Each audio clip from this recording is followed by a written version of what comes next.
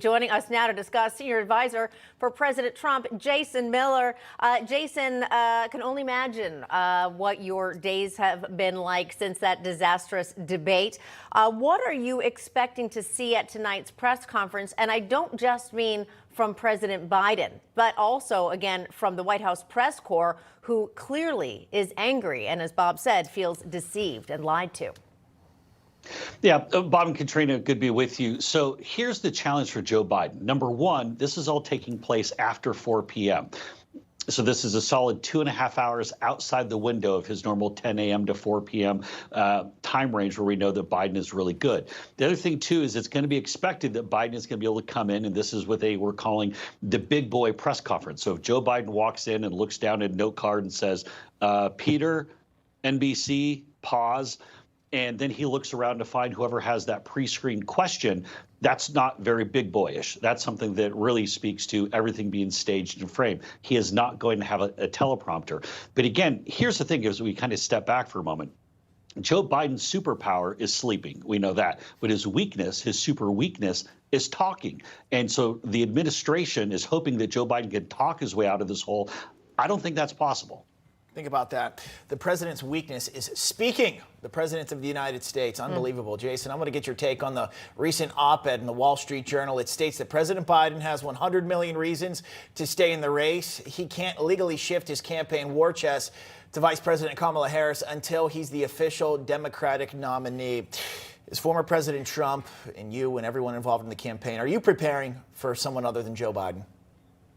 We're ready for all options. If you notice what President Trump had to say when he was speaking from Doral just the other night, is that this election will be an indictment on Biden and Harris and the entire Democrat Party and the media establishment. Everyone who's been a part of this cover-up, everyone who sat by idly as 20 million illegals came into the country, as our economy has gone to hell, as wars have broke out in Ukraine and the terrorist attack in Israel on October 7th.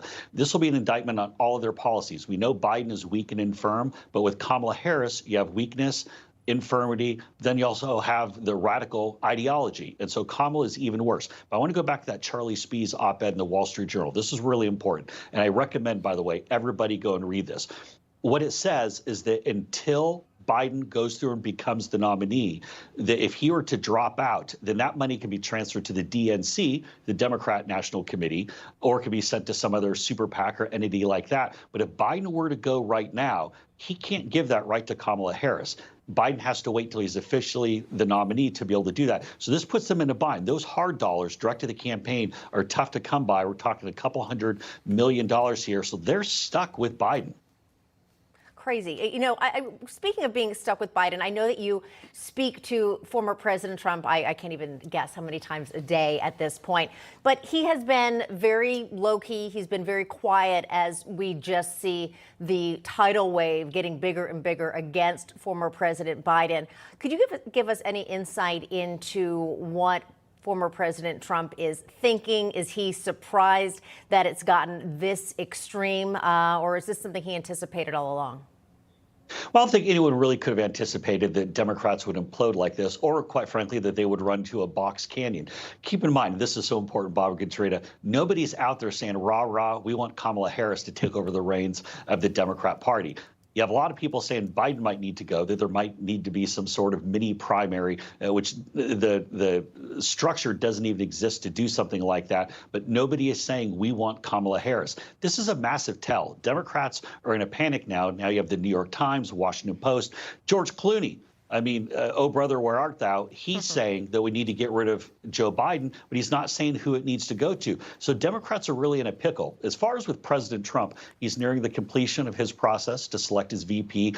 I really like who his final couple of choices are going to be. We'll all find that out within the next handful of days here. So that's coming up. And we have a big convention. But I also want to make the point that the difference between the Democrats and Republicans right now, when you look at the psychodrama, the reality show, or the clown show, if we're going to be less polite, going on with the Democrats, none of this is actually helping people in their everyday lives. It's not making things become cheaper. It's not fixing our border. And so the contrast between the clowns on the Democrat side and the chaos versus the stability and adult-like behavior from President Trump and the Republicans is a clear contrast.